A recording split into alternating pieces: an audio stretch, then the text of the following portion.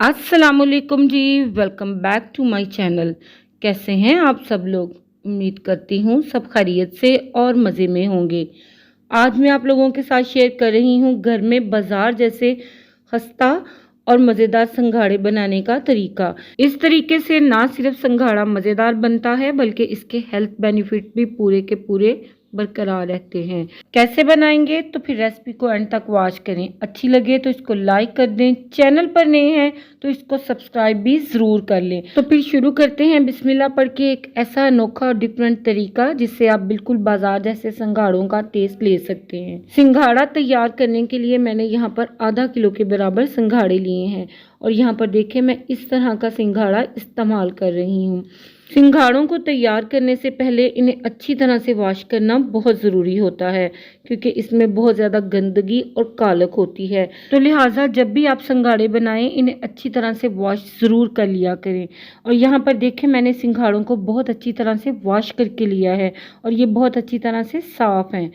अब यहाँ पर मैं इनको करूँगी स्टीम। बॉईल नहीं करेंगे हम इनको।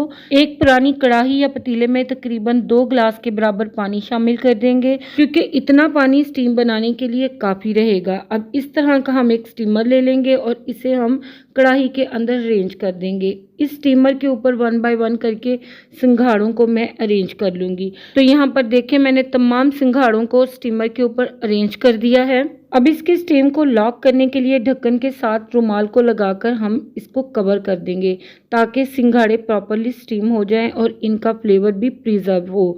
कवर को टाइटली लगाएंगे ताकि इसकी स्टीम बाहर ना निकल पाए। 1 मिनट के लिए फ्लेम को हाई रखेंगे।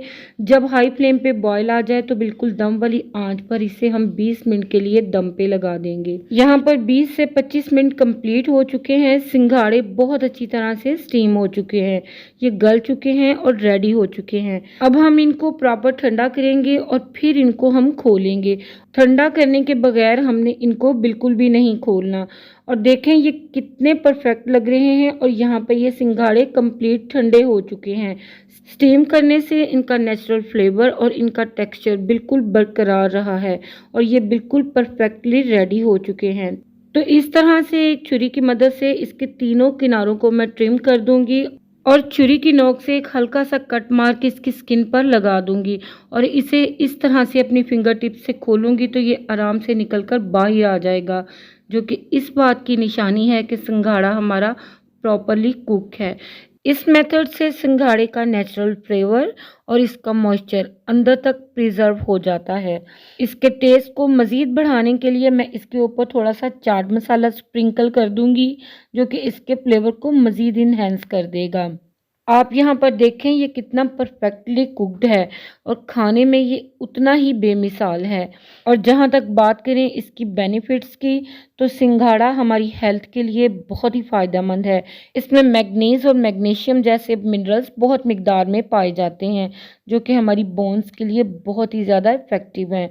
तो फिर सर्दियों की सौगात का भरपूर फ़ायदा उठाएं और घर पर तैयार करें बिल्कुल बाजार जैसे मज़ेदार सिंघाड़े। आई होप ये रेसिपी वीडियो आप सभी को पसंद आई होगी। पसंद आए तो इसे लाइक ज़रूर करिएगा, चैनल को भी सब्सक्राइब ज़रूर करिएगा। आप सभी लोगों का दिल की गहराइयों से बेइंतहा शुक्रिया। आपसे फिर मिलूंगी एक नई रेसिपी और वीडियो के साथ। इजाज़त दीजिए अब। अल्लाह हाफिज़। अल्लाह निगहबान।